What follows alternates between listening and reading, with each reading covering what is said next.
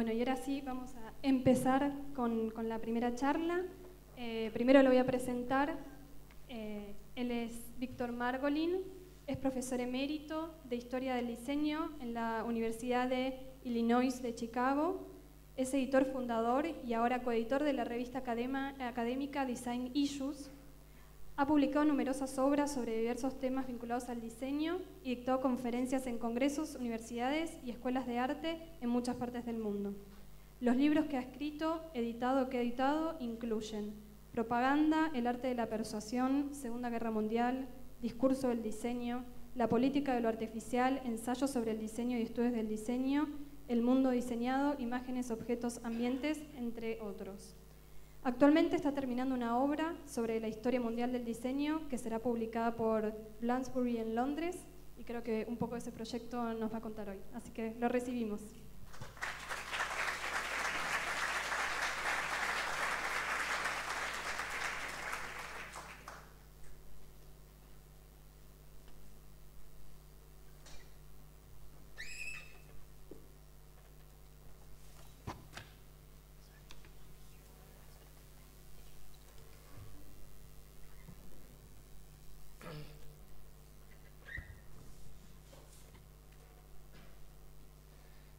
Bueno, debo decir que yo soy muy contento de tener una traductora que puede traducir mi español puertorriqueña en tu español porteña.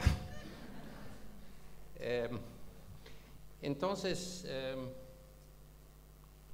es un honor muy grande haber sido invitado a disertar en esta conferencia sobre diseño y tiempo.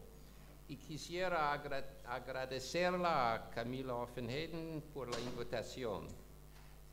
Como historiador puedo decir que el tiempo es central en mi trabajo. No el tiempo presente ni el tiempo futuro, sino el tiempo pasado. Sin el pasado no tengo trabajo. También es nuestro trabajo interpretar el pasado, construir historias a partir de lo que ocurrió y darle un significado a esas historias relevante para las personas del presente. Uno espera que estos significados sean de valor también para la gente del futuro, ya que no se puede ignorar el pasado. Nuestra interpretación del mismo puede cambiar a medida que pasa el tiempo, pero nunca lo podemos dejar de lado de todo, ya que nunca deja de influir nuestro modo de vida, nos demos cuenta o no.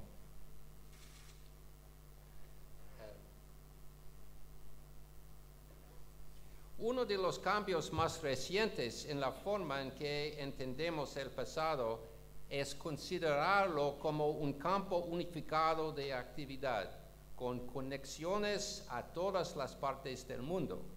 Este fenómeno surge recientemente en la historia mundial como un emprendimiento institucional con una comunidad de académicos, una publicación y una asociación profesional. Es decir, que hablo de la historia mundial en ese momento, no la historia del diseño mundial. Los temas metodológicos se abordan en conferencias y en distintas publicaciones. En resumen, la historia mundial se ha transformado en un proyecto con su propio discurso crítico.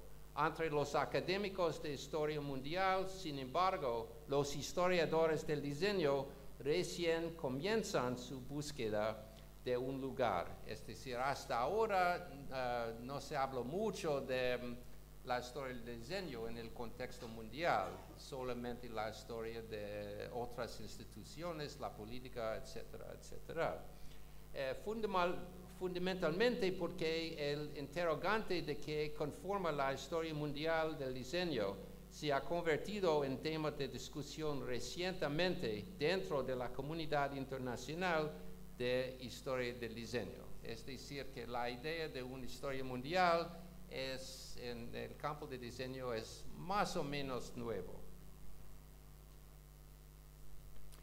El surgimiento de la historia mundial como práctica histórica coincide con cambios relevantes que ocurrieron al escribir la historia, generalmente a comienzos de los años 60. Como parte de los movimientos sociales progresistas que pregonaban los derechos civiles, la ecología, el feminismo y la elección de orientación sexual, entre otras cosas, los historiadores se interesaron en las vidas de las personas comunes. El resultado fue un cambio de interés de algunos académicos que pasaron de la historia política dominante para la profesión de historiador durante muchos años a la historia social, con sus nuevos temas que incluían estudios de poblaciones, urbanismo, vida doméstica y clase social, sexualidad, niñez y alimentación. El interés en la historia social comenzó a crecer algunos años antes del surgimiento de la primera comunidad de historiadores del diseño, a mediados de los años 70. Si bien la historia del diseño tiene raíces profundas en la historia del arte, el reconocimiento del diseño como sujeto válido de cuestionamiento histórico en los años 70 se debe al menos parcialmente a la democratización paralela de las teorías en el campo histórico más amplio. Podemos relacionar las limitaciones geográficas y temáticas de los autores fundadores de la historia del diseño, como Nicholas Pevsner y Siegfried Giedion, con los intentos de definir la industria como parte de un proceso específico de producción en masa que ocurre y continúa ocurriendo en partes específicas del mundo. La encuesta de John Heskett de 1980, llamada Industrial Design, y yo creo que hay una traducción en español, afirmaba que el diseño para producción masiva era el factor definitorio de su libro. La definición de Heskett resulta problemática porque excluye el proyecto de una historia mundial del diseño, limitando el tema a ciertos lugares y momentos históricos. Al definir el diseño como el planeamiento de objetos de producción masiva, lo cual ocurre principalmente en países industrializados, los historiadores se ven forzados a adoptar una estructura hegemónica, implícita de relación entre naciones. Hay naciones en las que ocurre el diseño y naciones en las que no, es decir, en este concepto. El caso del diseño gráfico es diferente, ya que se ha diseminado más ampliamente que el diseño industrial y durante mucho más tiempo. Y en mi investigación se ve que, por ejemplo, aquí en América Latina, en el siglo XIX, hay una prensa muy desarrollada en casi todos los países con diseñadores, caricaturistas y todo tipo de gente es tan desarrollada como en otras partes del mundo. Se pueden encontrar ejemplos de libros impresos, anuncios públicos y otros materiales en muchos países desde los orígenes de la imprenta en China y Alemania. Las limitaciones geográficas iniciales de la historia del diseño fueron superadas en cierta forma durante los últimos 20 años, particularmente a través de la publicación de libros y artículos en países y regiones que aún no habían sido incluidos. En Argentina, por ejemplo, pienso en el trabajo de Verónica del Valle, como ustedes dicen, de Valle. Tengo que aprender el lunfardo también. Yo he leído mi Borges, pero no todavía experto en lunfardo, perdóname. Y el de intelectuales como Beatriz Sarlo y Oscar Traversa. Cabe mencionar también el gran libro Historia del Diseño en América Latina y el Caribe, editado por la argentina Silvia Fernández, junto con Guy Bonsiepe, un alemán que vivió muchos años en Argentina. Tanto Design Issues como el Journal of Design History, las dos principales publicaciones académicas de artículos de historia del diseño, ambas han incluido notas sobre diseño en Turquía, China, México, Japón, India, Rumania e Indonesia, entre otros países. A pesar de esta creciente tendencia en literatura del diseño fuera del mainstream occidental, la comunidad de historiadores del diseño recién ahora comienza a enfrentarse al interrogante de cómo puede escribirse una historia del diseño. Algunas conferencias internacionales de historia del diseño han ayudado a remediar el problema del paroquialismo y existe hoy una comunidad amplia de historiadores del diseño de diferentes países. Y unos son aquí, de Adelia, Guy, son partes de esta comunidad. Existen motivos válidos para publicar la historia mundial de diseño en este momento, ya que el diseño se está difundiendo rápidamente en todo el mundo y aquellos que ejercen la profesión desde Beijing a Buenos Aires buscan precedentes regionales para su propio trabajo, así como un contexto global dentro del cual enmarcar sus actividades. Al escribir mi propia historia mundial del diseño, comencé planteando cómo el diseño, no importa cómo lo definamos, ha operado en todo el mundo en todo momento.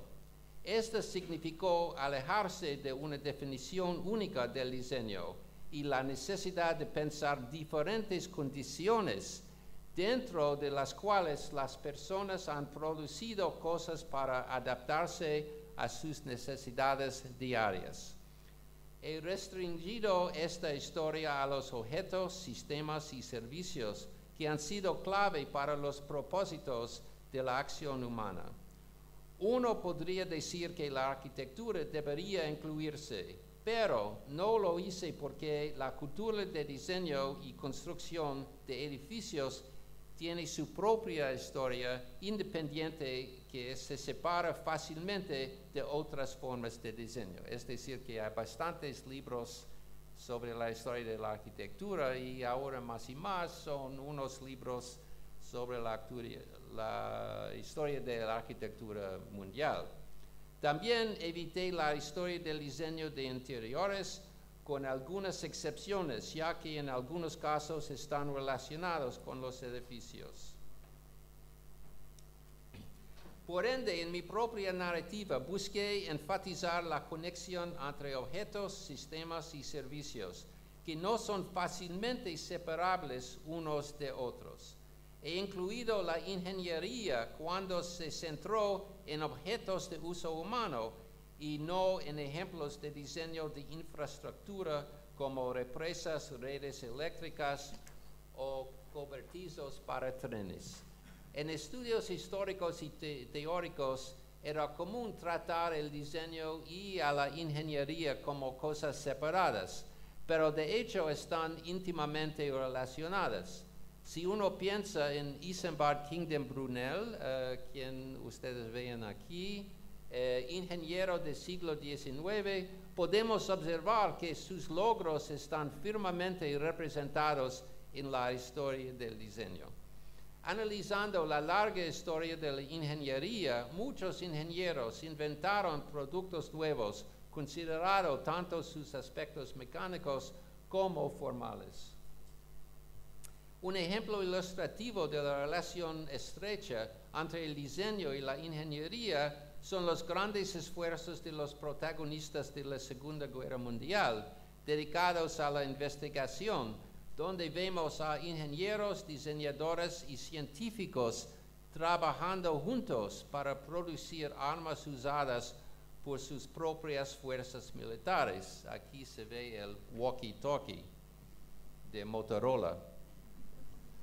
El interrogante central que tuve que abordar es qué fronteras técnicas o culturales enmarcan el sujeto central de mi narrativa histórica del diseño. y cómo se han establecido dichas fronteras. En base a qué se incluye una actividad u objeto bajo el rubro diseño y cuál es el propósito general de una narrativa que le da coherencia. Me he enfocado en un amplio rango de actividades humanas, en lugar de en distinciones tipológicas formales o tradicionales utilizadas en narrativas previas. Es decir, yo he tratado de romper los narrativos previos para incluir cosas que no eran antes considerado parte del narrativo. Por ende, lo que yo consideré diseño en la China del siglo IV puede diferir notablemente de lo que llamé diseño del siglo XII en Francia, siglo XIX en India o en los Estados Unidos en los años 90. Para poder incluir las diferentes manifestaciones de lo que yo defino como diseño en diferentes sociedades y culturas, planteé una descripción del mismo que es por defecto interdisciplinaria. Toma elementos de la historia del arte, de la tecnología y otras historias también, siguiendo así un número de iniciativas interdisciplinarias en otros campos que se dieron desde los años 60. Entre estos podemos mencionar estudios étnicos y religiosos afroamericanos, judíos u otros, estudios de género, ya sea feministas o gay, lésbico o transgénero, estudios de los medios de comunicación que combinan el cine, la televisión y nuevos medios como los videojuegos. Finalmente, estudios de distintas áreas, como ser un país o una región como sujeto de investigación a través de diversas disciplinas. Al establecer una historia del diseño como práctica interdisciplinaria, sigue siendo necesario distinguirla de otras historias con las que se superpone. Por supuesto, la historia del diseño se puede diferenciar de la historia del arte, simplemente en base de su tema central. La historia del arte estudia pinturas, esculturas y formas más contemporáneas como las instalaciones o el videoarte. Queda claro que esto no significa una simplificación del arte como meramente expresivo, ya que fue creado históricamente con múltiples propósitos. Sin embargo, desde comienzos del periodo romántico en el arte occidental, se ha enfatizado el objeto discursivo personal del artista por sobre la función social en la narrativa histórica del arte. Esto, debo decir, como ustedes saben, está cambiando ahora. Hay tipos nuevos del arte son como discursivo, pero por un propuesto que es similar a los propuestos del diseño. Por eso la situación contemporánea es bastante interesante para estudiar. Ya así resulta esencial una idea pluralista al escribir la historia del diseño en diversas sociedades, cuyos valores culturales y objetivos son diferentes. En el mundo actual, la industria y la tecnología se han masificado y son de hecho dominantes. Sin embargo, existen divergencias claras en cuanto al grado de aceptación del desarrollo industrial por parte de las diferentes sociedades y culturas dentro de las sociedades. Esto no significa que estas sociedades se mantuvieron aisladas unas de otras sin conciencia de las formas de vida que las rodean. En cambio, sugiere que siempre que la idea del diseño en una determinada sociedad o cultura se base en valores compartidos que motiven su desarrollo. Estos valores pueden variar considerablemente en distintos lugares del mundo, incluso en ciudades o poblaciones cercanas unas de otras. Ejemplo de este puede ser el pueblo Amish o Mennonite en Estados Unidos, que adopta la tecnología selectivamente y aún mantiene muchos elementos como los caballos o las carretas, considerados anticuados por otros.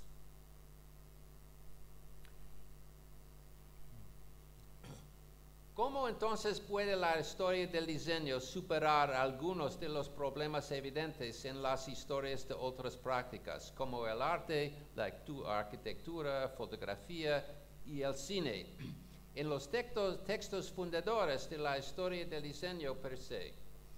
El primer tema que se debe abordar es la definición limitada de diseño, que según muchos investigadores ha restringido su estudio a regiones industrializadas del mundo. En lugar de considerar el diseño como producto de la industrialización, necesitamos pensarlo de manera más amplia, como la concepción y el planeamiento de la cultura material y visual, en todo momento y lugar. Esto nos permitirá encontrar el diseño en todas las culturas y al mismo tiempo comparar las diferentes definiciones del diseño y la forma de organizar la práctica del diseñador. El problema aquí es circular. Aquellos que son socializados dentro de la historia del diseño se topan con las narrativas existentes, que tienen una cobertura limitada fuera del mainstream occidental, si bien, como ya mencioné, hay investigaciones que se están realizando sobre historia del diseño en todas partes del mundo. Crear una narrativa global no significa simplemente agregar cada vez más países. Necesitamos entender cómo las diferentes culturas han abordado sus necesidades materiales y también cómo las fuerzas políticas y económicas mayoritarias han forjado las condiciones para la producción material en esas culturas. No podemos escaparle a los debates de explotación política e imperialismo al buscar una explicación a ciertas formas de diseño en una cultura. Nicholas Pevsner en 1936 expresó su opinión sobre la antiestética de los productos presentados en la Gran Exposición de 1851. Sin embargo, no dijo nada sobre el hecho de que esta muestra era leal a los intereses imperialistas de Gran Bretaña. Y perdona a mi colega de Gran Bretaña. Pero si para hacerles siento mejor, nosotros también somos imperialistas. Somos juntos en este proyecto.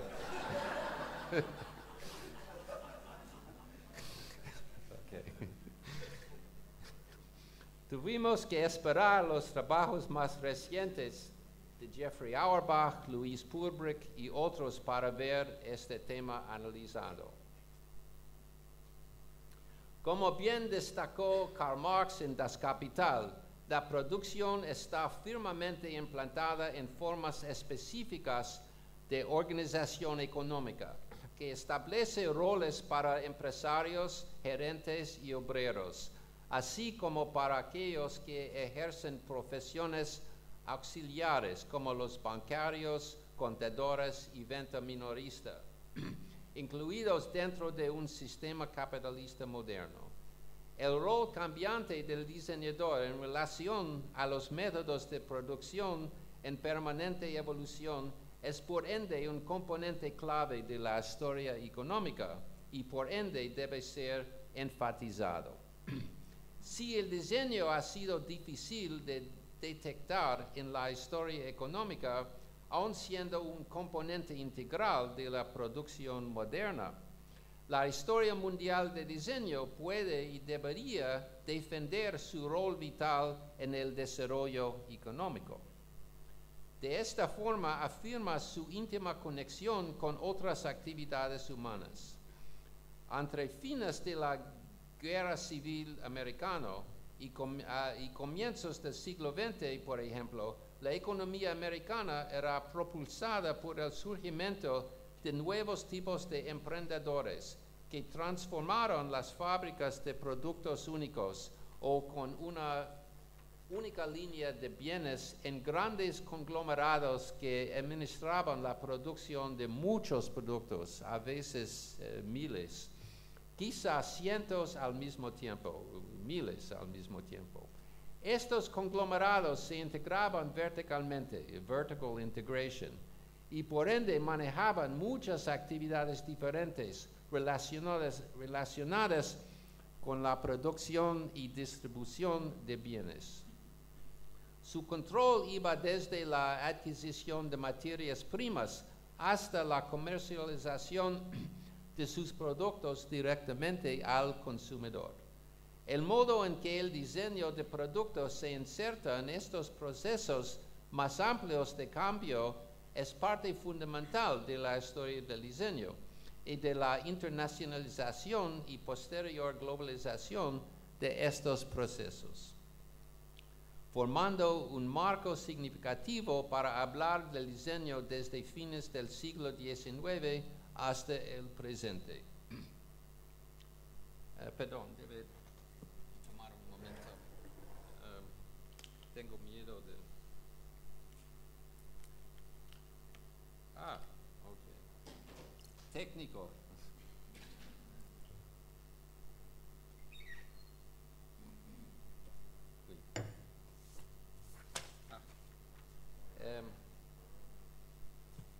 Otra cuestión fue el surgimiento del nacionalismo, no solo como símbolo de los ideales de nación, sino como la fuente de productos e instrumentos de comunicación de los cuales dependía la afirmación de la identidad nacional. Alemania es un buen ejemplo durante los siglos XIX y al comienzo del siglo XX. A partir de los textos de reformistas del diseño como Hermann Mutesias y otros miembros del Deutsche Werkbund, podemos comenzar a entender el porqué del fortalecimiento de la relación entre arte e industria a través de la invención de formas culturales que expresan ideales nacionales, así como la incorporación de dichas formas en los proyectos de comercialización internacionales para promover los intereses económicos de Alemania. El diseño juega un rol central en el drama de la competitividad nacional, y es así como una historia mundial del diseño puede aseverar una relación significativa con historias mundiales más amplias, como el libro The Rise of the West, El ascenso de Occidente, de William McNeill. Si bien el diseño no es formador de estructuras sociales del mismo modo que las políticas monetarias, sí es central para el ejercicio del poder económico a través de su rol en la creación de tecnologías de producción, commodities para intercambiar y medios para la comunicación. De este modo, los actores de la historia mundial también forjan instituciones y gobiernos que han utilizado el diseño como instrumento de construcción de una nación económica y política.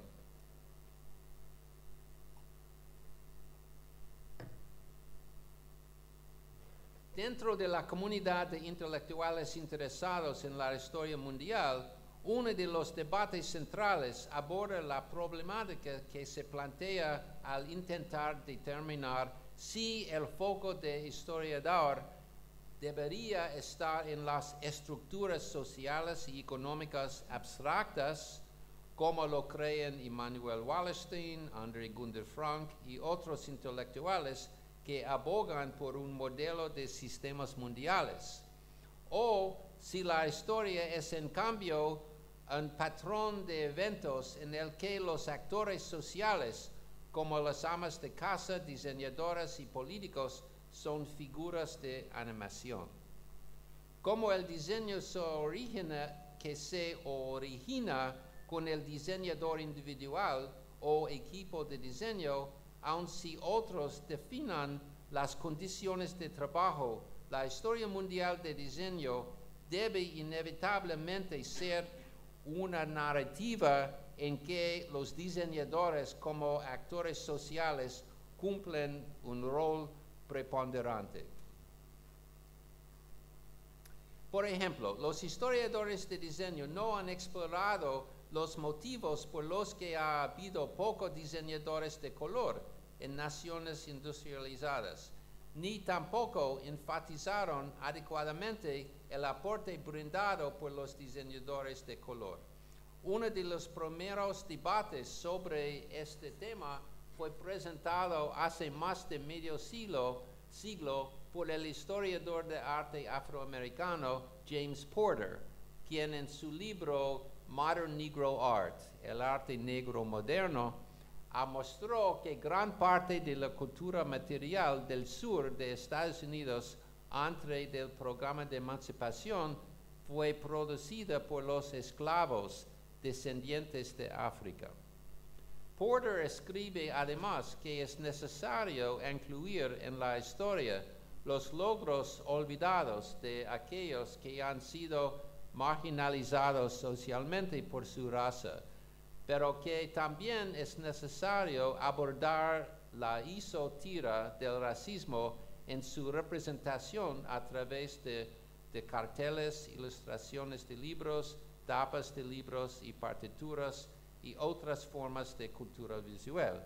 Y aquí se ve la copertina de un libro de un diseñador artista de Chicago, olvidé su nombre en un momento, y otro es del Black Panther, es la copertina.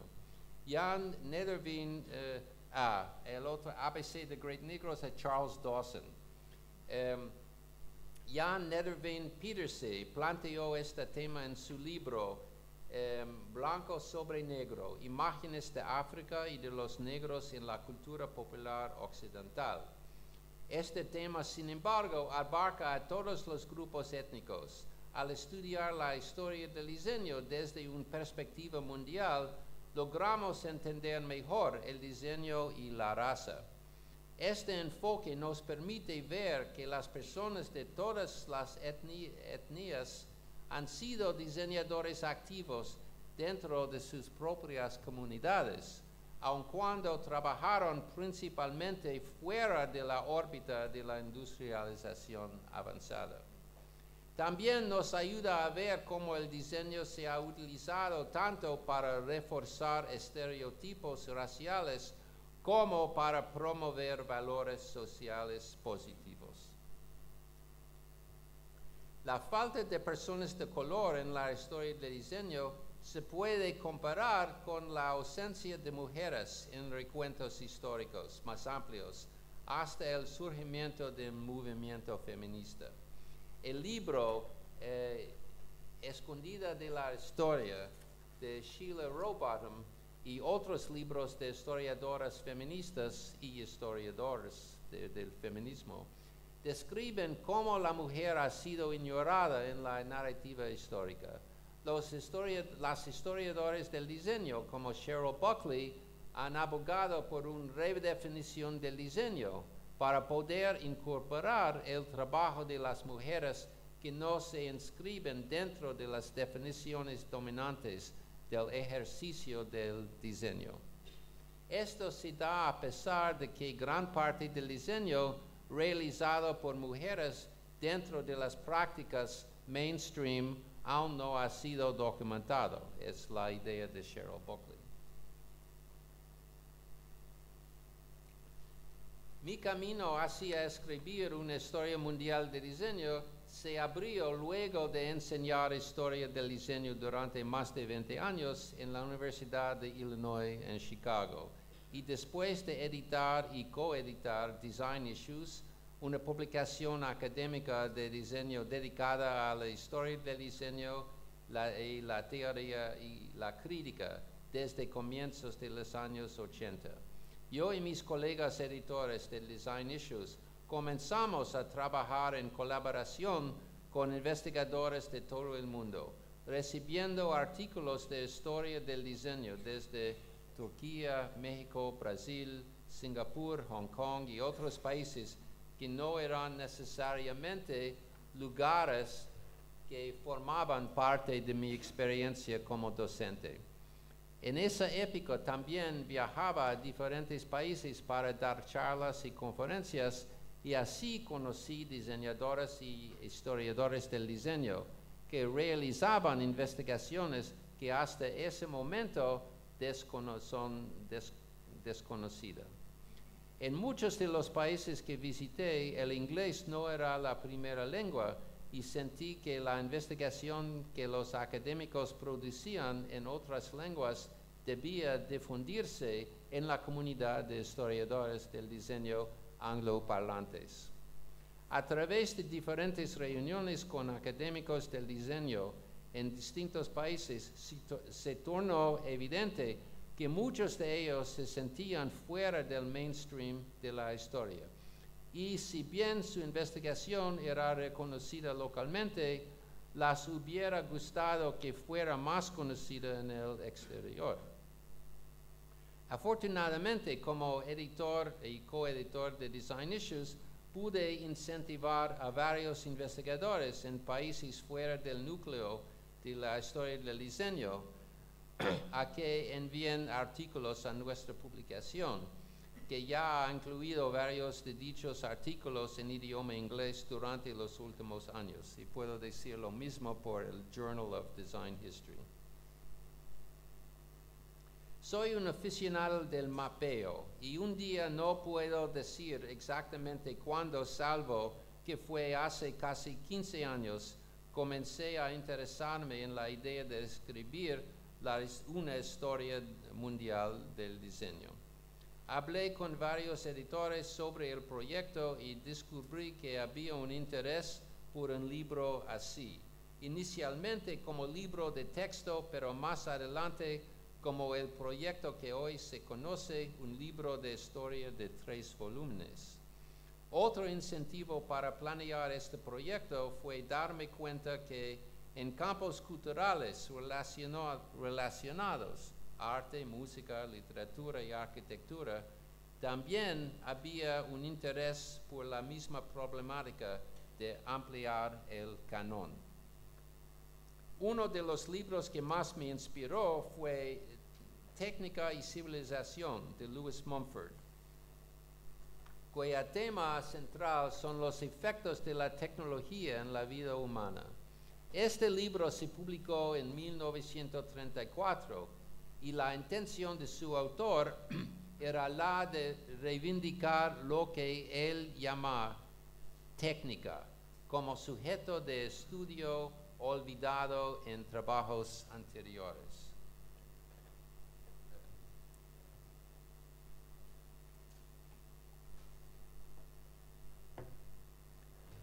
Mumford escribió sobre tecnología desde una perspectiva mundial. Existían en la época otros trabajos con perspectivas comparables en otros terrenos antes que Mumford escribiera este libro. El campo de la literatura, por ejemplo, hace ya tiempo incluye una serie de estudios comparativos y esto continuó en estudios de cinematografía, incluida la significativa recopilación de cine mundial de Paul Rotha de 1930, llamado El cine hasta ahora. Más recientemente se destinaron esfuerzos a la creación de listados mundiales de historia del arte, arquitectura y fotografía, y también de la historia de la tecnología. También existieron razones políticas e intelectuales para escribir una historia mundial del diseño.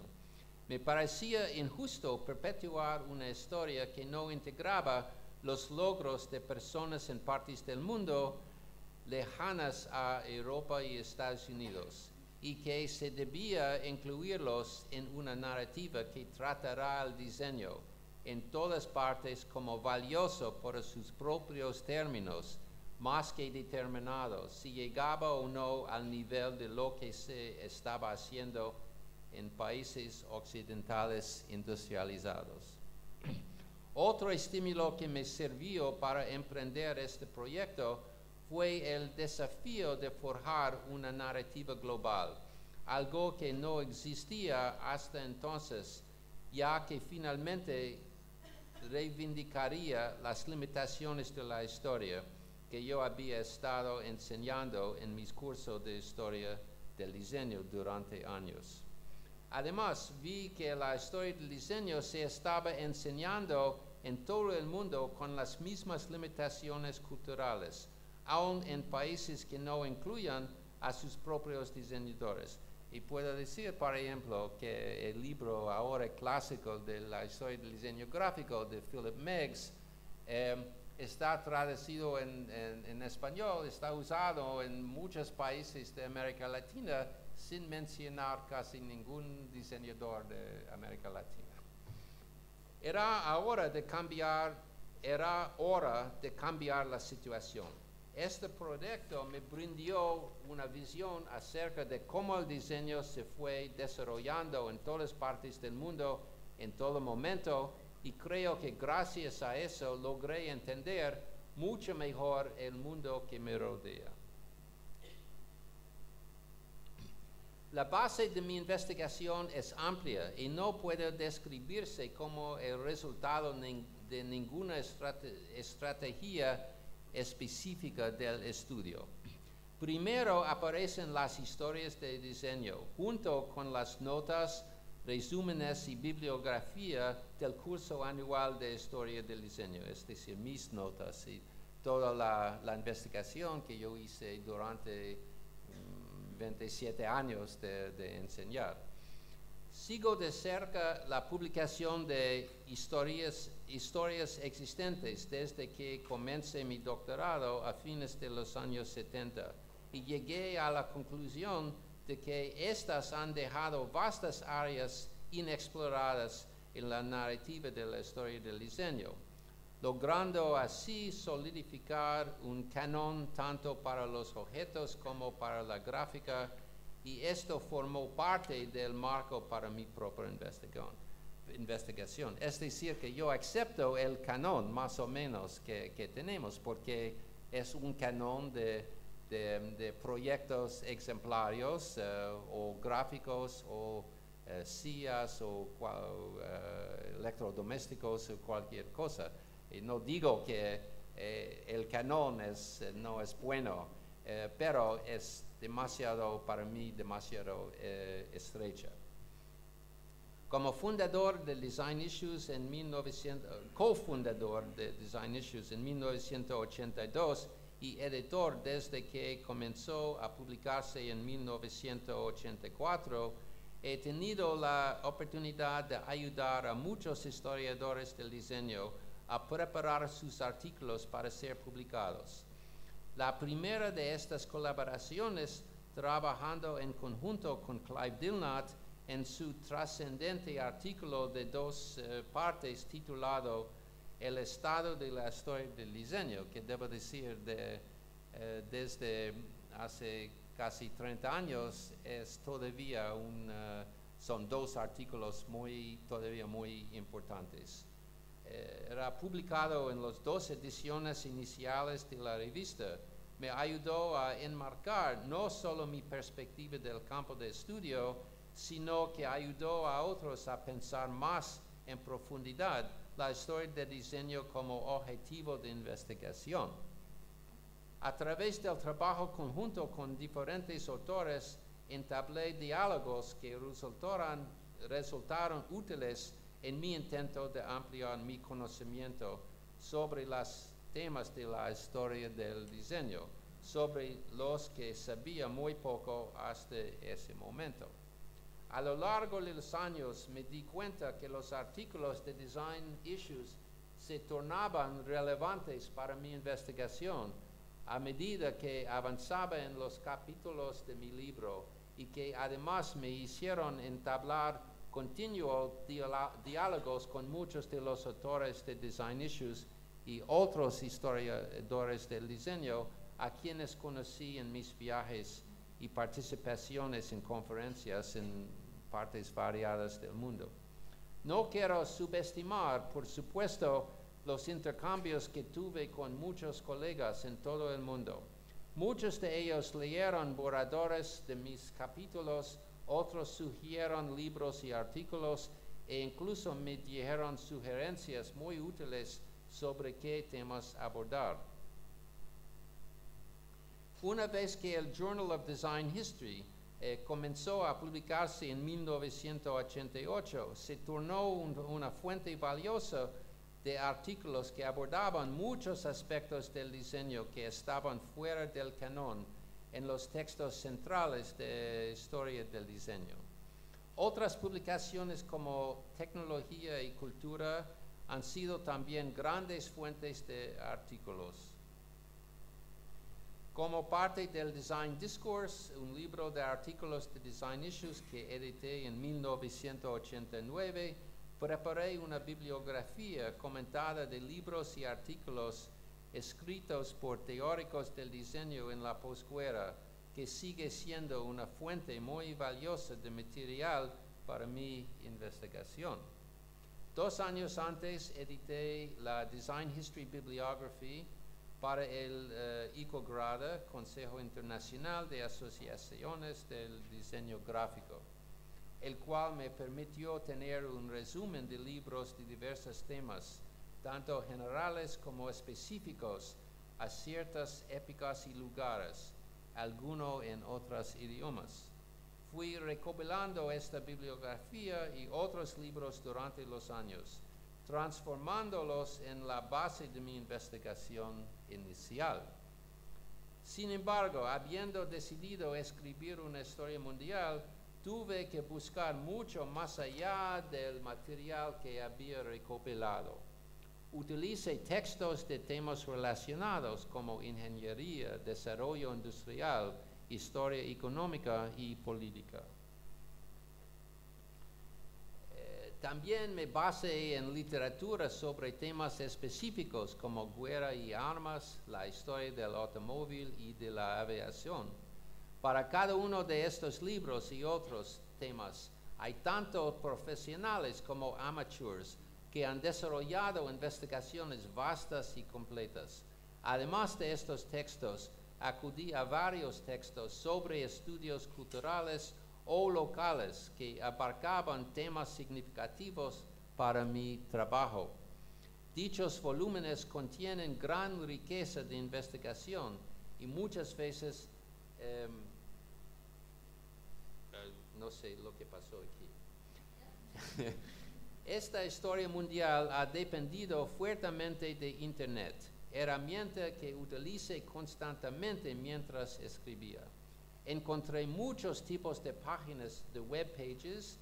Estas me brindaron conocimientos sobre nuevos hechos y corroboraron acontecimientos que ya conocía.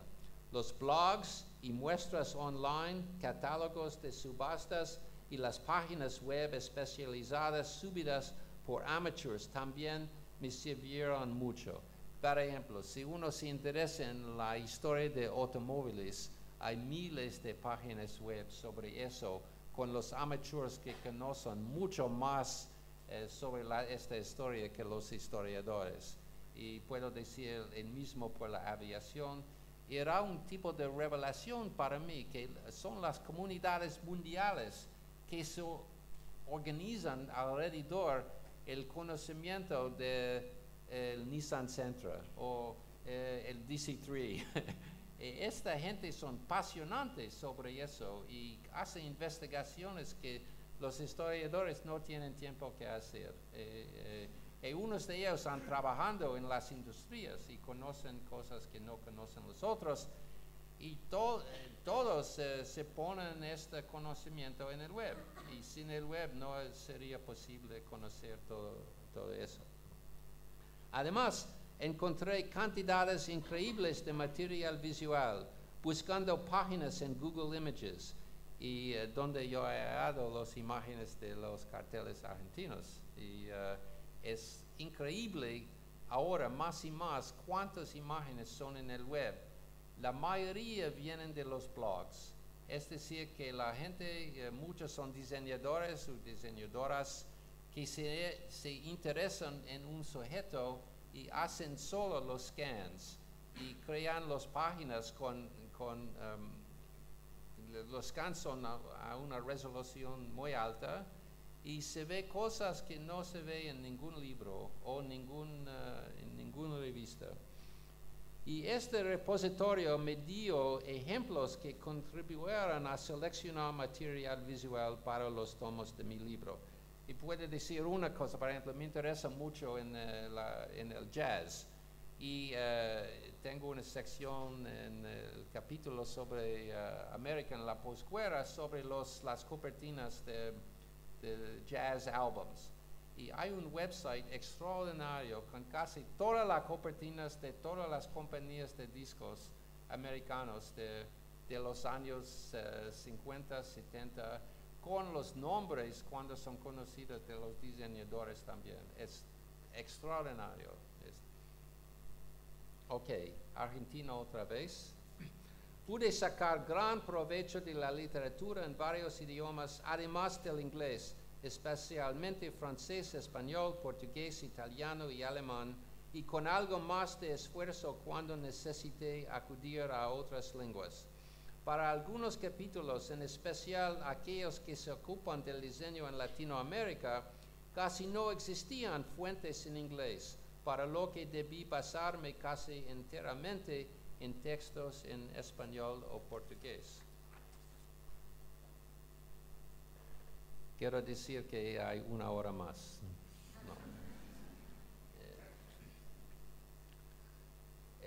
Como ya he mencionado en este ensayo, una historia mundial del diseño explicará de manera más firme el lugar del diseño en la cultura humana, planteándolo dentro de una narrativa propulsada por factores políticos, económicos y sociales, más que enmarcándolo dentro de una cronología de objetos o estilos distribuidos a lo largo del terreno temporal o geográfico.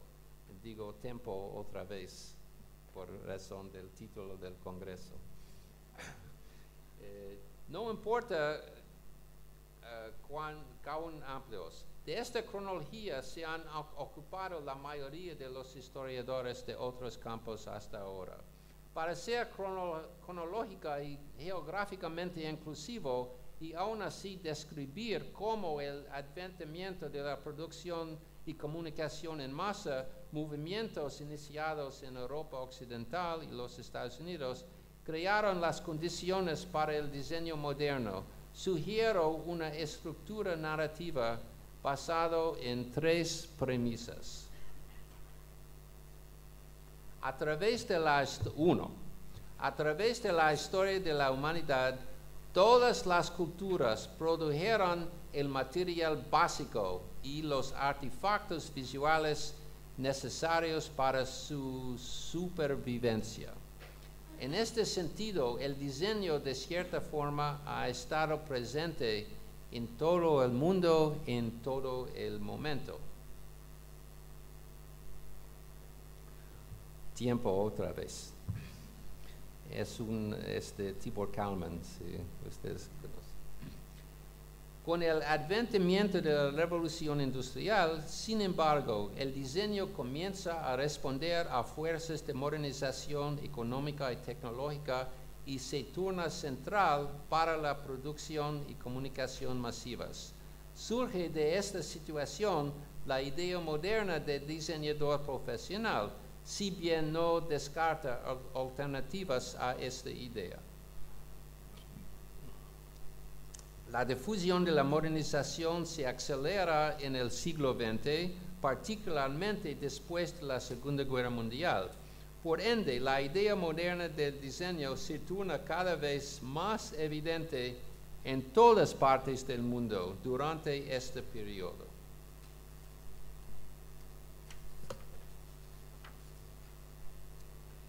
En una narrativa que destaca el rol de actores sociales y de las fuerzas con las que interactúa, el estilo no es ni un elemento central para mí, ni un medio persuasivo de organización.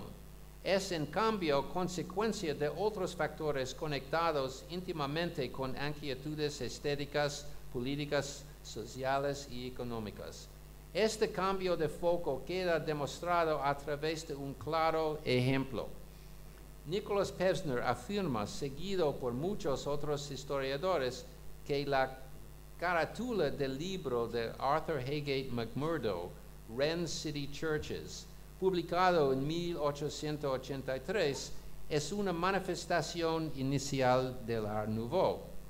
Pevsner basa su teoría en, quote, la curva ondulante flotante que juega con las otras, florece desde las esquinas y cubre asimétricamente todas las superficies posibles, lo cual es considerado el leitmotiv del Art Nouveau. Él observa analogías formales entre la tapa de McMurdo y otros usos similares en Francia, donde el término Art Nouveau circuló prominentemente hasta 1895. Esta relación no tiene significado alguno, dado que las influencias de McMurdo eran inglesas, pero el arte nouveau en el continente se originó de diferentes fuentes. La curva del latigazo de Hector Guimard deriva de la Tassel House de Victor Horta en Bruselas, pero los bucles de hierro de Horta a su vez surgen de las teorías arquitectónicas de Viollet-le-Duc. Además de servir como lazo entre el diseño formal de una silla inglesa y una estación de subterráneo francesa, el término Art Nouveau cobra mayor significado al relacionarse con los debates franceses sobre manufactura y producción, según demuestra Deborah Silverman en su libro Art Nouveau en la Francia de fin de siglo, Política, Psicología y Estilo. Al considerar un grupo de objetivos previamente clasificados bajo un rubro estilístico en relación a los temas de fabricación y competitividad nacional, Silverman ofrece una nueva lectura de ellos y les otorga un significado más importante del que hubieran tenido solo como ejemplares estilísticos. La autora dedicó menos esfuerzos a delinear los orígenes de sus atributos virtuales y más en explicar su existencia dentro de un marco más amplio de eventos. A diferencia de Silverman, pocos historiadores fuera de la historia del diseño han incorporado material o cultura visual en sus investigaciones. Por ende, una historia que logre conectar el diseño a las fuerzas sociales que forjaron el mundo puede ser un poderoso argumento para relacionarlos con el reino de los objetos y las imágenes. También puede servir de punto de partida para que los historiadores del diseño colaboren con otros investigadores cuyas especialidades sean las historias económicas, sociales o políticas. La historia es el reservorio de nuestra experiencia colectiva. Registra lo mejor y lo peor, y a la izquierda es el peor, a la derecha es el mejor, yo creo. Registra lo mejor y lo peor que hemos logrado como especie. Necesitamos un conocimiento profundo de ambos para establecer estándares que guíen nuestras acciones presentes y futuras.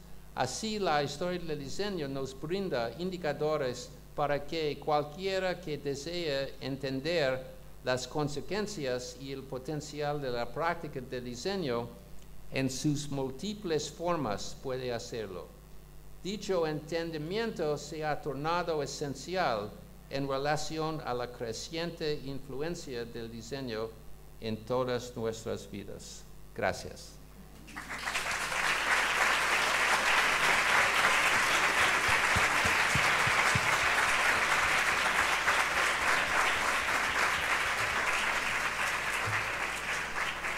Muchas gracias, Víctor.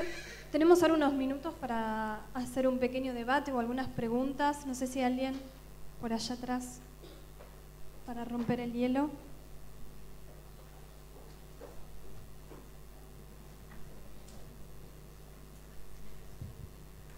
Buenos días. Pablo Húngaro, de la Universidad de La Plata. Me gustaría hacerle una pregunta doble en relación al high-tech. Primero, si puede considerarse el high-tech como una tardomodernidad o como una modernidad tardía. Y la segunda, ¿qué opinión le merece la ética subyacente a esta estética?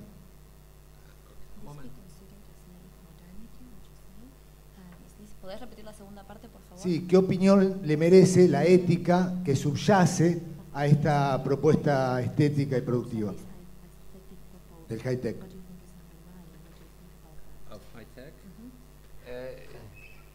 Usted pregunta, ¿qué pienso de cuál es adentro de la idea de high-tech? Es una cuestión muy larga y tengo en otra parte de aquí, tengo un rant contra mucho del high-tech. Entonces, trato en la última parte de mi libro, cierto, voy a hablar de sistemas del código y la ciencia de computadores, no solamente la exterior de la máquina, pero las programas y todo eso, porque yo creo que más y más el diseño que influye a nosotros, más de todo tipo de diseño, son los sistemas invisibles que no podemos ver. Y más los sistemas, por ejemplo, atrás de los computer screens, determinan lo que podemos hacer con nuestros computadores y también, como ustedes saben, coleccionan todo el data de lo que hacemos y usa este data por cosas que conocemos y no conocemos. Entonces, yo creo que el estudio del diseño debe afrontar la situación del high-tech, no solamente en el hardware, pero en el software y sobre todo en las instituciones nacionales y internacionales que están permitidas a organizaciones usar todo eso. Y más tenemos esta idea del data grande, Big Data. Y las compañías como Google, como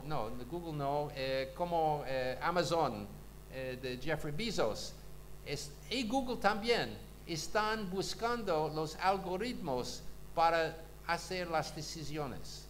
Entonces, ¿podemos decir que el algoritmo es un producto? Yo creo que es una cuestión muy interesante y es algo que debemos hacer la investigación, porque, por ejemplo, si en la tradición del diseño podemos ver muchos productos que surgen de la mente de la gente, que surgen de decisiones hechas de humanos, de su voluntad. Bien o no bien, es su voluntad. Ahora empezamos a ver decisiones hechas de algoritmos y más de máquinas determinando cómo funcionan otras máquinas, al punto de que hay científicos que tienen miedo que en unos años vamos a vivir en una situación en donde son máquinas que nosotros no vamos a saber cómo funcionan todas las máquinas, porque adentro de este gran sistema grande de mecanización son decisiones técnicas que están hechas por las otras máquinas que no sabemos. Entonces, es un problema que me interesa mucho y que debe interesar más los jóvenes, porque ustedes tienen más años que yo de vivir con esta situación. Pero yo creo que es una situación bastante peligrosa y es una situación sobre que no hay mucha discusión pública, porque mucho es invisible, no conocido al público. La gente prefiere discutan las sillas, porque se ve la silla, ¿sí? Pero para discutir los sistemas invisibles, primero debe hallar dónde son. Y para eso debo decir, aunque somos imperialistas, tenemos gente como Snowden, que ha descubierto mucho, que ayudó a nosotros para ver las cosas que eran previamente invisibles, que son sistemas diseñados de gente. ¿Alguna otra pregunta?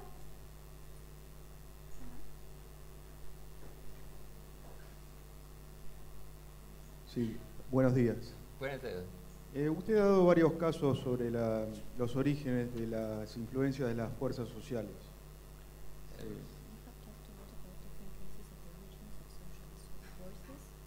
Sí. ¿Qué opinión le merece hoy las influencias de las fuerzas sociales en las redes actuales?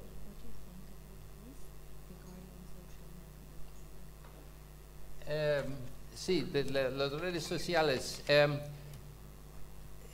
Primero debo decir que existen, van a continuar a existir.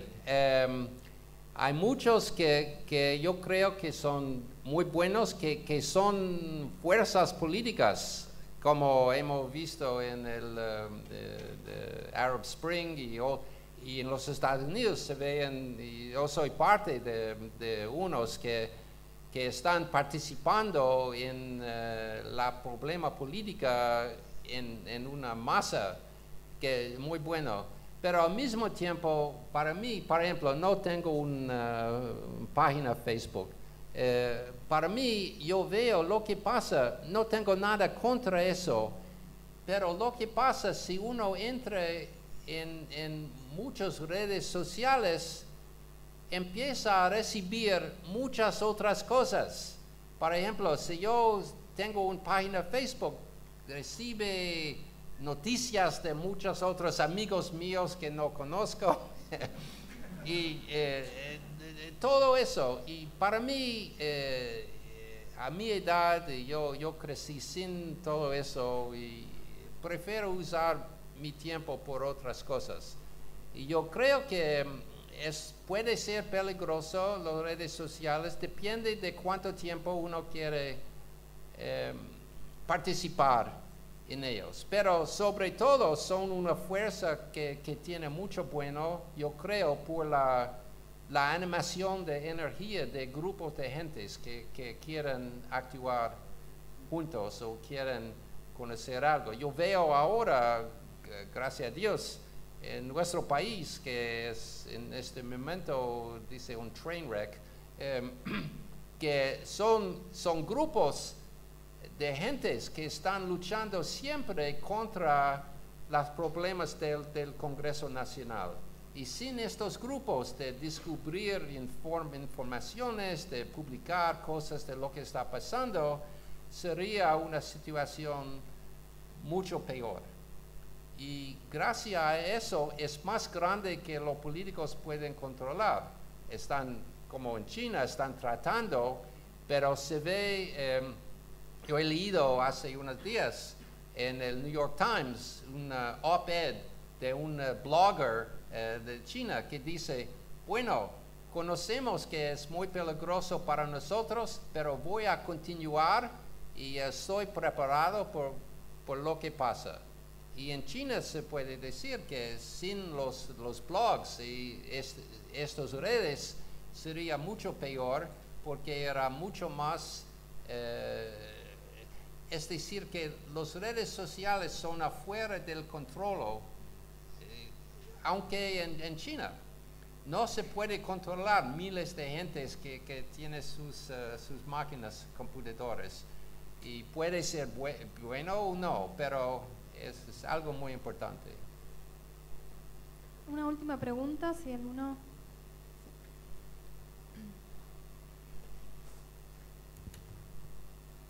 Hola.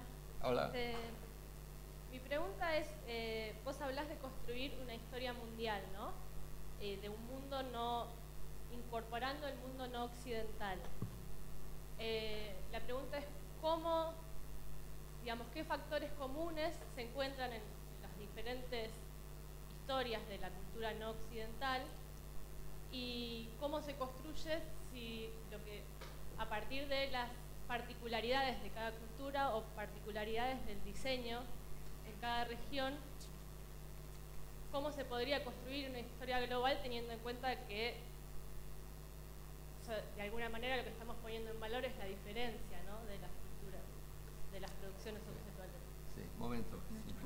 Constructing or building a world history from a point of view that doesn't involve the West.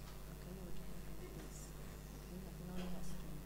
So how would you do that? Because if you think about building this and considering the peculiarities of different cultures and the designs of each culture, how would you achieve that if the stress is to be put on the differences? Sí. Por eso el título del libro es Historia Mundial del Diseño. No dice el historia del diseño mundial. Es decir que yo puedo escribir solamente de mi posición como un hombre del oeste y un americano también. No solamente porque tengo acceso a muchos recursos, pero tengo una posición. Y puedo decir solamente que finalmente yo escribo la historia que puedo escribir y otra gente puede escribir otros. Es decir que yo tengo la creencia que...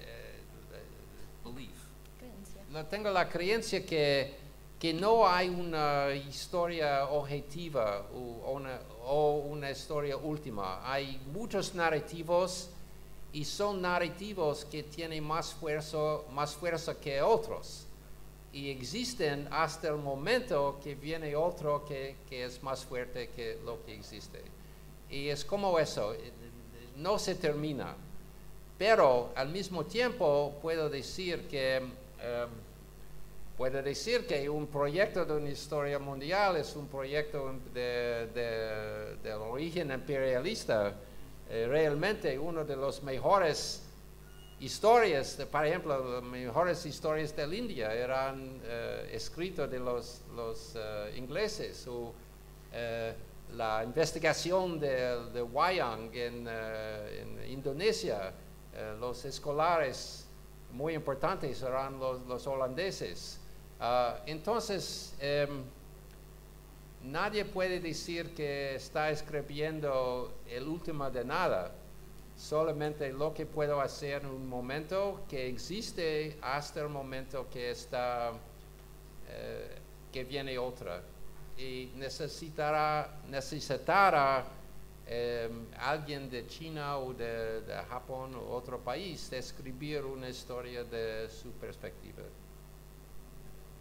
Muchísimas gracias, Víctor.